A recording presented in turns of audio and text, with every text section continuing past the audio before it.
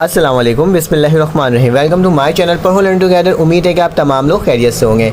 आज हम लोग एक्सरसाइज 4.3 का पार्ट 2 पढ़ेंगे, जिसके अंदर मैं आपको पढ़ाऊंगा कि आपको बताऊंगा कि आप इंसर्ट 4am मतलब अर्थमेटिक मीन किस तरह से निकाल सकते हो। क्योंकि इससे पहले मैंने आपको बताया था कि आप ट्री अर्थमेटिक मीन कैसे निकाल सकते थे बिटवीन 2 पॉइंट्स आपको जो दिए हुए होते थे उसके अकॉर्डिंग, और उसी के आगे हम लोग कंटिन्यू करेंगे और जल्दी जल्दी से इस सवाल को सॉल्व करने की कोशिश करेंगे। तो मेरे पास क्या है, मेरे पास यहाँ पे लिखा हुआ है, मैं सबसे पहले क्या करना है, मुझे निकालना है ना जो चीज़, तो सोल्यूशन लिखूंगा और सोल्यूशन लिखने के बाद जो मेरे पास सीक्वेंस गिवन होगी उसे लिख दूंगा। जैसे कि मेरे पास क्या लिखा हुआ है, √2 लिखा हुआ है और मुझे निकालने कितना बोला है, 4 अर्थमेटिक मीन निकालने बोला है। तो मतलब A1 इसको डोनेट करेंगे, A2 A3 और A4। तो मैंने आपके सामने क्या कर दिया, इसको लिख दिया। इन 4 वैल्यूज़ को हमें निकालना है और आखिरी वाली वैल्यू हमें क्या दिया हुआ है, 12/√2, क्योंकि लिखा हुआ है ना बिटवीन, तो इसके दरमियान वाली जो वैल्यूज़ होंगी हमें उसे फाइंड आउट करना होगा। ठीक है, तो ये हमें गिवन द कंडीशन, अब इसके अकॉर्डिंग हमें सॉल्व करना है। तो याद रखना मेरे पास A है,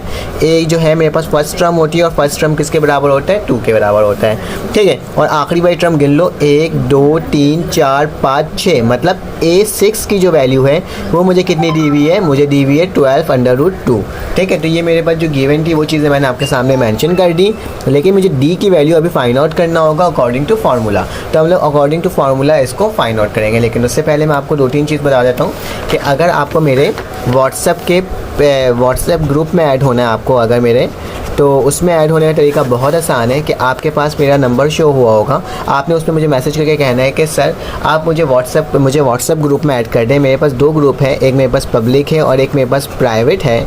ठीक है, तो आपने पब्लिक और प्राइवेट में जिसमें ऐड होना हो सकते हैं। पब्लिक ग्रुप में क्या होता है, आपको लिंक्स मिल जाते हैं, ठीक है, यूट्यूब के लिंक्स मिलते हैं और साथ साथ आप इसमें केमिस्ट्री और मैथमेटिक्स के मिलते हैं। ठीक है, जबकि प्राइवेट ग्रुप आपके हर सब्जेक्ट्स के लिए, जिसके अंदर गर्ल्स और बॉयज़ के सेपरेट हैं। ठीक है, और इसके अंदर आपको बेनिफिट मिलता है MCQs पेपर, इसमें आपको इम्पॉर्टेंट पेपर, टारगेट पेपर और ये तमाम सब्जेक्ट्स के लिए। ठीक है, और यहाँ पे आप डिस्कशन भी कर सकते हो। साथ साथ आपको अगर लाइव क्लास में इनरोल होना है तो आपके पास मेरा नंबर शो हुआ होगा, आपने उसमें आके क्या कहना है, सर मैं इस क्लास से बिलोंग करता हूँ फर्स्ट ईयर में और मैं कंप्यूटर साइंस से प्री इंजीनियरिंग का हूँ, जहाँ का भी हूँ। आपने क्या करना होगा, ये लिखना होगा, मुझे कहना होगा कि या तो मुझे आप प्राइवेट में ऐड कर दें, या तो आप मुझे पब्लिक या प्राइवेट में ऐड कर दें, या फिर लाइव क्लास कर दें। ठीक है, प्राइवेट एक दफ़ा आपको पेमेंट करनी होगी, पब्लिक फ्री ऑफ कॉस्ट है।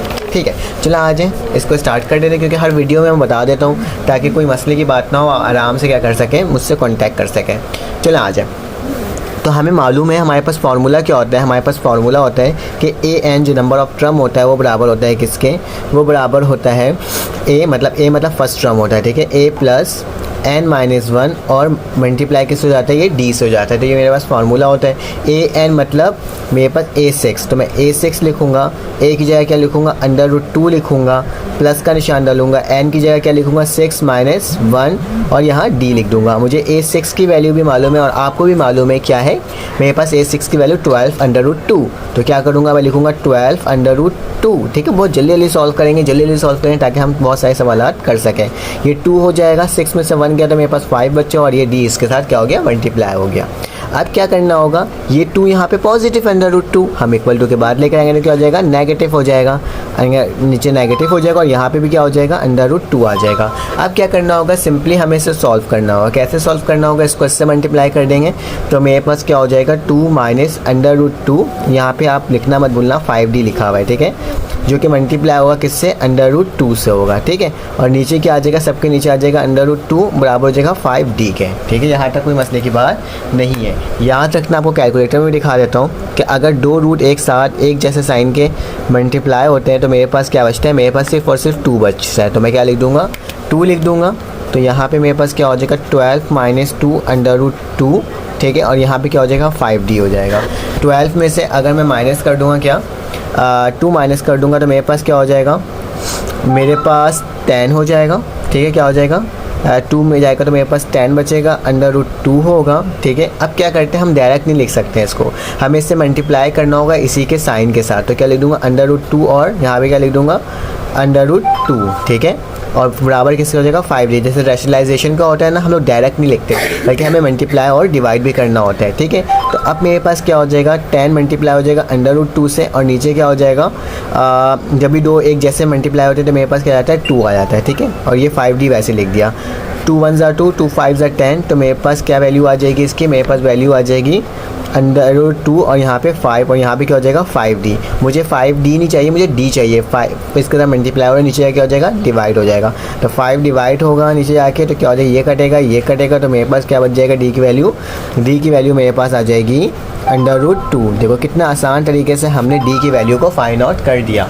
अब इसको करना है, हमें सॉल्व करना है इसको किस तरह से। जब मैं d की वैल्यू निकाल लूँगा ना, जब हम लोग d की वैल्यू निकाल लेंगे तो इसके बाद हमें क्या चीज़ निकालना आसान है, हम लोग निकाल सकते हैं a1 a2 a3 और a4, क्योंकि हमने क्वेश्चन नंबर 2 में भी निकाला था और हमें फार्मूला भी मालूम था। फार्मूला क्या होता है हमारे पास, ज़रा मैं आपको लिख के दिखा देता हूँ कि मेरे पास अगर मैं a1 की वैल्यू निकाल रहा हूँ, ठीक है, अगर a1 की वैल्यू निकाल रहा हूँ तो लिखूँगा a + d, ठीक है। a1 की वैल्यू निकालना है तो क्या लिखूँगा a + d, मतलब a1 की वैल्यू, a की वैल्यू क्या है पीछे से देख लेते हैं। a की वैल्यू मेरे पास 2 है, ठीक है, 2 है तो मैं क्या लिख दूँगा √2 लिख दूँगा। और जबकि d की वैल्यू अभी हम लोग निकाला था वो क्या था √2, दोनों को प्लस कर लो क्या हो जाएगा 2 √2। याद रखना मल्टीप्लाई का निशान नहीं है, प्लस का निशान है, तो प्लस में ये प्लस होता है, सिर्फ मल्टीप्लाई में क्या होता है साइन कट जाती है, ठीक है, रूट की। उसके बाद मेरे पास क्या हो जाएगा a1 की वैल्यू निकल गई। अब a2 की निकालना है तो a2 की वैल्यू क्या होगी, अब a1 लिखेंगे प्लस d लिखेंगे। पहले फर्स्ट टर्म से स्टार्ट करते हैं, a लिखते हैं, फिर उसके बाद सेकंड टर्म करते हैं तो फिर जो हमने फर्स्ट सीरीज़ निकाला था ना उसके बारे में लिखते हैं, ठीक है। चलो आ जाओ लिख देते हैं। मेरे पास क्या हो जाएगा a1 की वैल्यू क्या आई है 2 √2 प्लस d की वैल्यू क्या √2, बेस सेम है सब ऐड हो जाएंगे। तो मेरे पास a2 की वैल्यू क्या आ जाएगी 3 √2, ठीक है, यहाँ पे 2 यहाँ पे 1 छुपा हुआ है तो प्लस हो गया। तो मेरे पास a2 की वैल्यू भी क्या हो गई फाइंड आउट हो गई। उसी तरह से a3 की वैल्यू निकाल लेते हैं।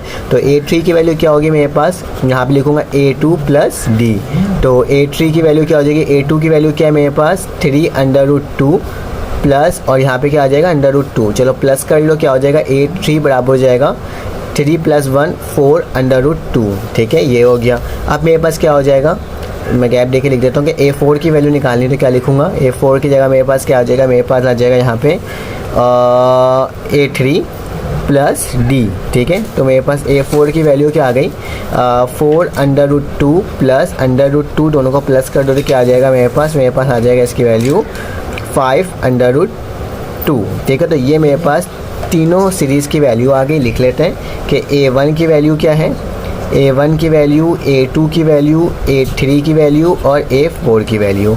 इसमें पहले आया था मेरे पास 2 √2, ठीक है, फिर उसके बाद आया मेरे पास 3 √2, फिर मेरे पास आया 4 √2 और फिर आया 5 √2। तो ये मेरा क्या है इस सवाल का जवाब है और मैंने आपको कितना आसान तरीके से निकाल करके दिखा दिया।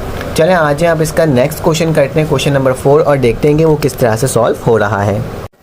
अब हमारे पास क्वेश्चन नंबर 4 आ गया है। क्वेश्चन नंबर 4 क्या कहता है, लिखता है कि इंसर्ट करें 5 टर्म्स को am बिटवीन 5 √5/2 एंड 4 √5 के। तो हम लोग क्या करेंगे सोल्यूशन लिखेंगे, सेम वही काम करेंगे कि मेरे पास जो फर्स्ट टर्म जो लिखी हुई क्या लिखी 5 √2 लिखा हुआ है, सॉरी √5/2, तो इसमें 5 टर्म ऐड करने बोला था, मतलब a1 a2 a3 और a4, ठीक है। उसी तरह से और आगे a5, क्योंकि 5 टर्म हुआ था और आखिरी में क्या आ जाएगा मेरे पास जो dv क्या dv वैल्यू 4 √5, तो मैंने आपके सामने ही लिख दिया इस तरह से, ठीक है। तो मेरे पास फर्स्ट टर्म क्या हो जाएगी, इसमें फर्स्ट टर्म हो जाएगी मेरे पास √5/2, जबकि मेरे पास आखिरी में टर्म क्या बन रही है 1 2 3 4 5 6 7, तो मेरे पास a7 जो है वो किसके बराबर हो जाएगी 4 √5 के, ठीक है।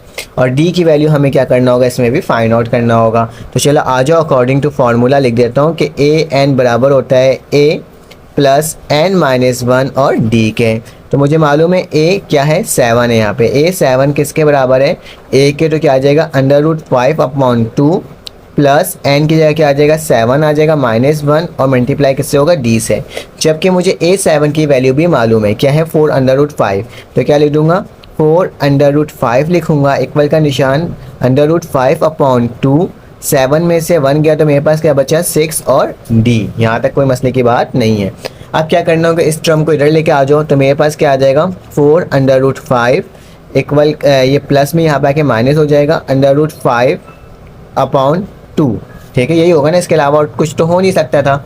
और मेरे पास इक्वल के बाद क्या जाएगा 6D, ये 2 मल्टीप्लाई हो रहा वहाँ जाके, सॉरी यहाँ पे डिवाइड हो रहा वहाँ जाके क्या हो जाएगा मल्टीप्लाई, तो 4 2 क्या हो जाएगा 8 हो जाएगा, √5 हो जाएगा, -5 हो जाएगा और नीचे क्या आ जाएगा 2 आ जाएगा, और किसके बराबर हो जाएगा 6D के। देखो 8 5 अंडर रूट और -5 अंडर रूट आपको कैलकुलेटर में करके दिखा देता हूँ ताकि आपको कन्फ्यूजन ना हो।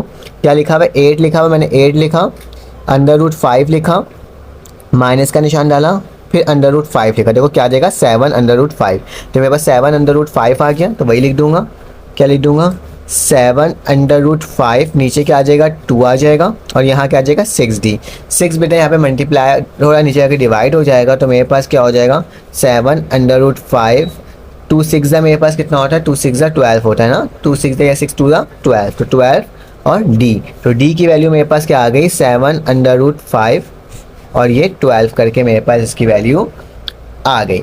अब क्या करना होगा, आप इस वैल्यू को ना एक एक करके आपने A1 A2 A3 की वैल्यू निकालना होगा। अब इसके आगे तो काम आसान सा है, तो क्या लिखूंगा A1 लिखूंगा, A1 की वैल्यू क्या होती है A + D, तो मेरे पास A1 की वैल्यू कैसे निकलेगी, A की वैल्यू क्या है, A की वैल्यू भी बड़ी सी है √5 अपॉन 2 प्लस D की वैल्यू क्या है 7 √5 अपॉन 12, ठीक है।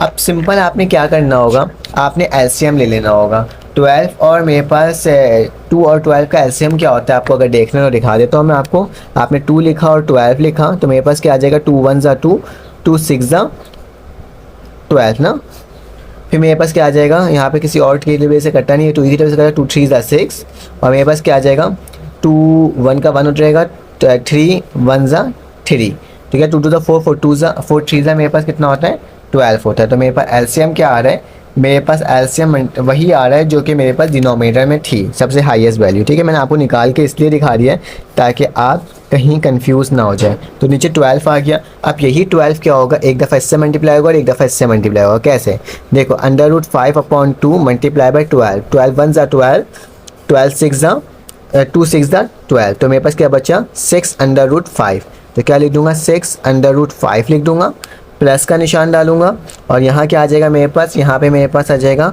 7 √5 है ना, तो इसको 12 से मल्टीप्लाई करूँगा, तो मेरे पास क्या हो जाएगा, यहाँ लिख देता हूँ आपके सामने, एक मिनट, ये 12 से 12 कट जाएगा, तो लिखूंगा 7 √5, 12 से मल्टीप्लाई हो रहा है, मल्टीप्लाई डिवाइड हो रहा है, तो 12 से 12 कटा तो क्या बचा 7 √5 बच रहा है। बेटा इन दोनों को प्लस कर दो तो मेरे पास A1 की वैल्यू आ जाएगी, क्या आ जाएगी 13 √5 अपॉन 12, तो मेरे पास A1 की वैल्यू क्या आ गई 13 √5 अपॉन 12, ठीक है।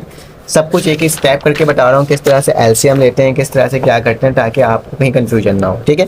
अब इसके बाद क्या करेंगे, A2 की वैल्यू निकालेंगे, तो A2 की वैल्यू क्या होगा A1 + D, मुझे मालूम है A1 की वैल्यू अभी हमने निकाला क्या आई थी 13 √5 अपॉन 12, यही आई थी, और उसके साथ साथ मेरे पास D की वैल्यू जितनी बड़ी सी आई थी क्या आई थी मेरे पास 7 √5 12, ठीक है, तो वही लिख दूंगा, प्लस का निशान डालूंगा 7 √5 और नीचे क्या आ जाएगा मेरे पास आ जाएगा 12, तो मैं क्या लिख दूंगा 12, ठीक है। अब देखो डिनोमिनेटर में वैल्यू क्या है, सेम है, क्या है वैल्यू सेम है, तो हम लोग क्या एक बार देख लेता हूँ, दोनों जगह 12 भी आ रहा है ना, यहाँ पे भी मेरे पास 12 है और यहाँ पे भी मेरे पास क्या है 12 ही है, ठीक है, √2 तो 6 2 12। तो अब क्या करना होगा, आप सिंपल, आपको अगर इसकी कैलकुलेशन करनी तो आप कैलकुलेशन कर सकते हो, अदरवाइज़ क्या कर सकते हो, इसको डायरेक्ट कैलकुलेटर से भी देख लो क्या वैल्यू आ रही है मेरे पास। देख लो मेरे पास क्या लिखा हुआ है, मेरे पास लिखा हुआ है 13 लिखा हुआ है, तो पहले तो मेरे पास सबसे पहले ब्रैक ये अपॉन डाला हुआ, अपॉन लिखा, फिर लिखा हुआ है 13 √ क्या लिखा हुआ है 5, नीचे क्या हो रहा है मेरे पास 12 आ रहा है, तो मैंने आपके सामने 12 लिख दिया, ठीक है। फिर प्लस का आपको सब तरीके दिखा रहा हूँ, कैलकुलेटर से कैसे कर सकते हैं, नॉर्मल तरीके से कैसे कर सकते हैं। यहाँ मैं क्या करूँगा, फिर से अपॉन डालूंगा, फिर क्या लिखा हुआ है 7 लिखा हुआ है, फिर लिखा हुआ है √5 और नीचे क्या आ जाएगा मेरे पास 12 आ जाएगा, ठीक है। तो मेरे पास क्या आ रहा है 5 √3, ये वैल्यू मेरे पास आएगी, अभी हम लोग देख लेते हैं कैसे आएगी, ठीक है। तो देखो यहाँ पे क्या है मेरे पास A2 लिखा हुआ है, नीचे डिनोमिनेटर में वैल्यू सेम है तो मैं 12 लिख दूंगा, ठीक है, और 13 √5 प्लस 7 √5, ठीक है। अब 7 में 13 को प्लस कर दो, 13 में 7 को प्लस कर दो, तो मेरे पास क्या होता है, मेरे पास हो जाएगा ये तकरीबन 20 हो जाएगा ना, मेरे पास 7 है और 13 है तो 20 हो जाएगा।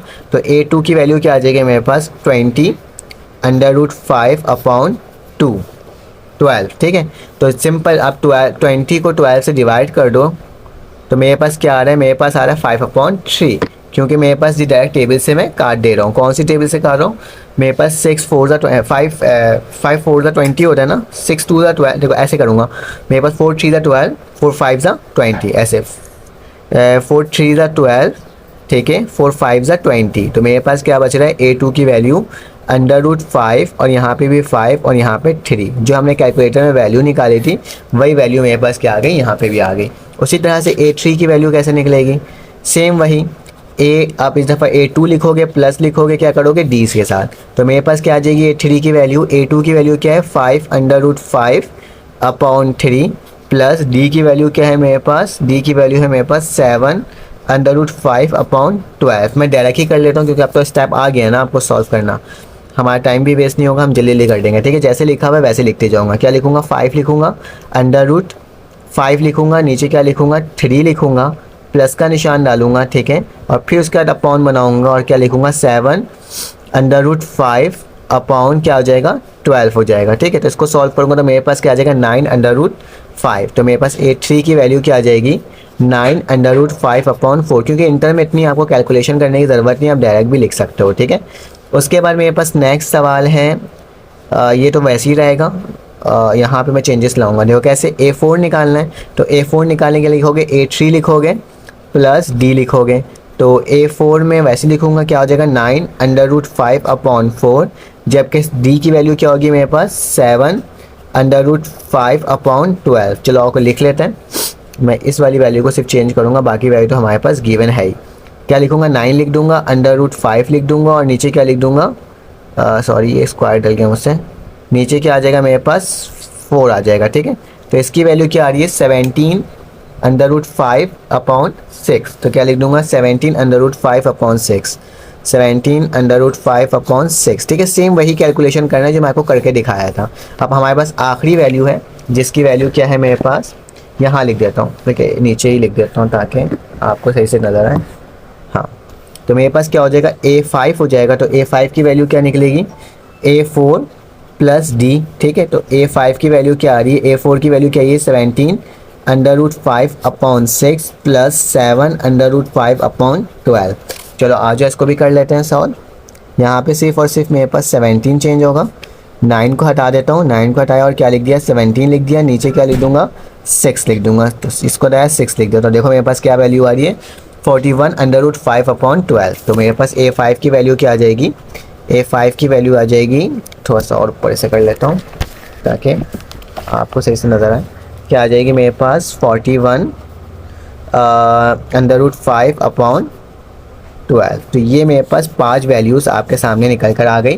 तो आप इसको एक सीक्वेंस में लिख देना कि इसकी वैल्यूज़ कौन कौन सी आ रही है। तो मैं भी आपके सीक्वेंस में ही लिख दे रहा हूँ कि क्या है मेरे पास है यहाँ पर पहली वैल्यू थी 13 √5 अपॉन 12, ठीक है, फिर कॉमा डाला, फिर आया था 5 √5 अपॉन 3, फिर 9 √5 अपॉन 4, फिर मेरे पास आया था 17 √5 अपॉन 6 और लास्ट वन में मेरे पास क्या आया, मेरे पास आया 41 √5 अपॉन 12। तो ये मेरे पास 5 वैल्यूज़ निकल कर आ गई और ये मेरा क्या होगा इस सवाल का आंसर होगा। सिंपल सा मैंने कर दिया।